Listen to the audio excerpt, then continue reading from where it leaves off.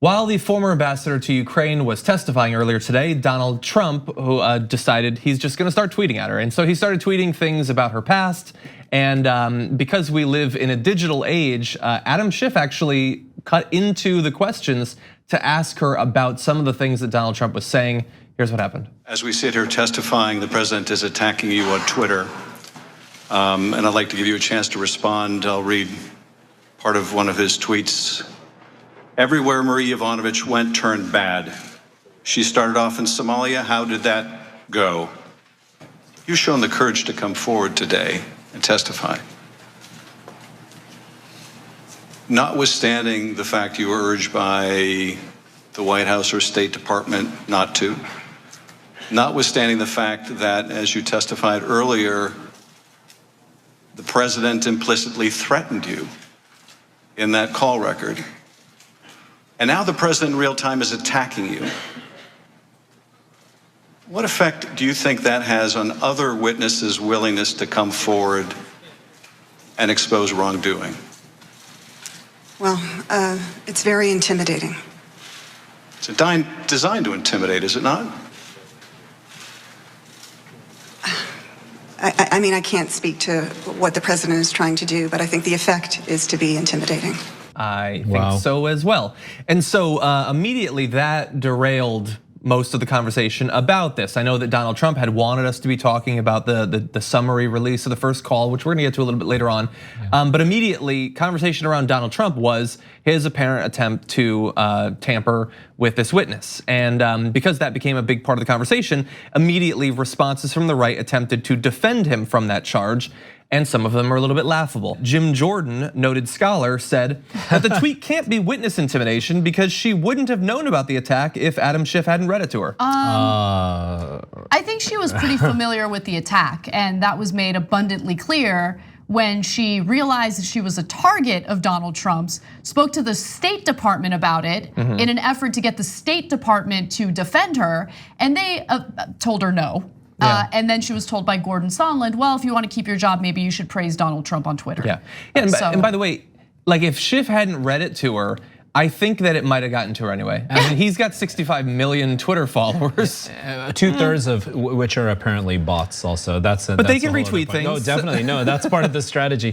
But I do want to say that, it's not an unpredictable experience to have Trump attack you if you deviate from what he wants in the public eye. Yeah. And so it is a highly predictable and expected and unfortunate event that occurred to her.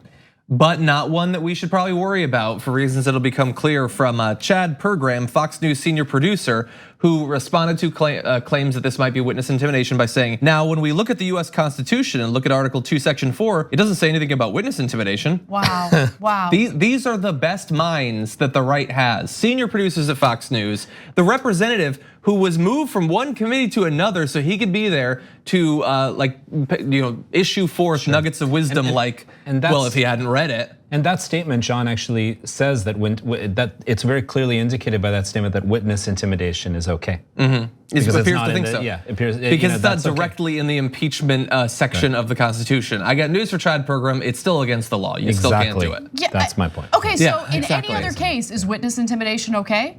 In any other case, it's illegal. It's illegal. It's illegal. Exactly. Well, we should know that's the reason why Roger Stone was prosecuted in the first place and was found guilty. We'll get to that story later. Yes, exactly. But yeah, I can't wait to get to that too. But first, let's go to eventually more time passes by and Donald Trump is asked about this claim that he might be trying to tamper with the witness, and here is how he responded. What do you say to Democrats that say you were witness tampering this morning when you made that tweet? You don't want to talk about transparency? Well, no, I'll talk about transparency. I like transparency here, and I'm the most transparent president in history. And I'll tell you about what tampering is. Tampering is when a guy like Shifty Schiff doesn't let us have lawyers. Tampering is when Schiff doesn't let us have witnesses, doesn't let us speak. I've been watching today. For the first time, I started watching, and it's really sad when you see people not allowed to ask questions. So you know what? I have the right to speak. I have freedom of speech, just as other people do. But they've taken away the Republicans' rights. Okay. none of that is true. I know, none Feel of it free is to true. explain. By the way, he is free to testify. No one's stopping him from testifying. Well, someone is. It's just not him. who he thinks it is. Exactly. It's people on his side that want him to avoid having to testify.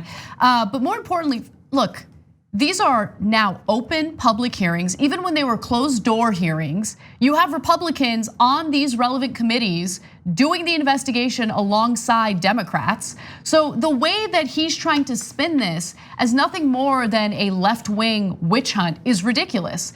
In fact, if you watch the actual public hearings, which don't let anyone tell you, oh, nothing's going on during these hearings. The revelations that have already come out from these hearings are huge, including actual testimony that links Donald Trump to conversations about the investigations into the Bidens, okay? So Gordon Sondland and Donald Trump had a conversation on July 26th based on 2 US embassy officials about the investigations into the Bidens, okay? Yeah. That directly links Trump to this whole case and how he wanted to dig up dirt on his political opponent.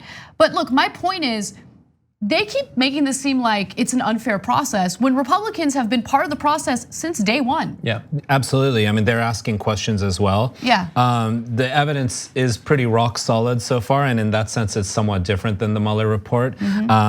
And there is something, I think, strategic in terms of President Trump's messaging. He's quite good at messaging in an effective way that works for his own political aims. I've noticed this for many years, in the sense that he actually often doesn't just deny certain kinds of accusations, but he actually says the exact opposite of what the reality is. Always, and there's something about the nature of messaging in that way that works really well to kind of rile his supporters up and to actually legitimate these insane claims that everything that is critical of him is a witch hunt. Yeah, and a lot of it is similar to what you'll hear on right-wing shows. It's just basically whining constantly that you're the victim, while also claiming that you're an alpha male. Yeah. So there's 2 things there. One, he's implying that the process is unfair, that the rules are unfair. Well, I would take that up with the Republicans who established those rules, because they're the ones that set out the way that this is going to run. And then the other side is, I don't get to talk, the people I want to talk don't get to talk. As we alluded to, Donald Trump, you are free to go testify tomorrow. I think they'll find time for you anytime you want, but you're not gonna do that, obviously, because you're an idiot, but you're smart enough to know that you're an idiot and to know that you would definitely get yourself in serious trouble. But fine, you're not gonna testify. Okay, who do you want? When you say our people, well, Mick Mulvaney, well, why are you blocking him from testifying? Rudy Giuliani, feel free, let's have Rudy sit in the stand. Pompeo, maybe. No, you don't want that either. No, you don't want any of these people to testify. Right. What he wants to do is block any cooperation whatsoever and then use his own obstruction to claim that they're being unfair against him. That's exactly the model. And actually yesterday he mentioned multiple times that he wasn't even paying attention to the hearings, yet he tweeted over 30 times about it.